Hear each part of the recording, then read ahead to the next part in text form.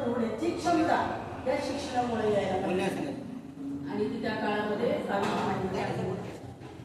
त्यानंतर त्यांनी तिथेच थांबले नाही, तर 1852 मध्ये त्यांनी महिलांची सेवा मंडळ निर्माण केले आणि ते सर्व महिलांना एकत्र करून त्या महिलांमध्ये त्यांचे विनिमय व्हायचे, सामाजिक प्रश्न असतील, स्त्रियांवरती होणारे अत्याचार असतील, या सर्व प्रश्नांवरती तोडगा काढण्याचं, त्याच्यावरती विचार विनिमय करण्याचं तो ग्रुप त्यांनी तयार केला होता.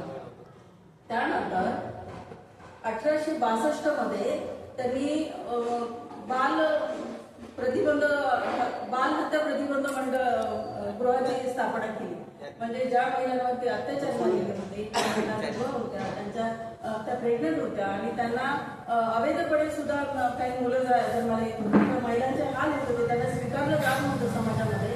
अशा महिलांना आणि अशा मुलांना त्यांनी एक आसरा दिला, आदर निर्माण होईल अशा पद्धतीने त्यांना तिथे गृह निर्माण करून दिला.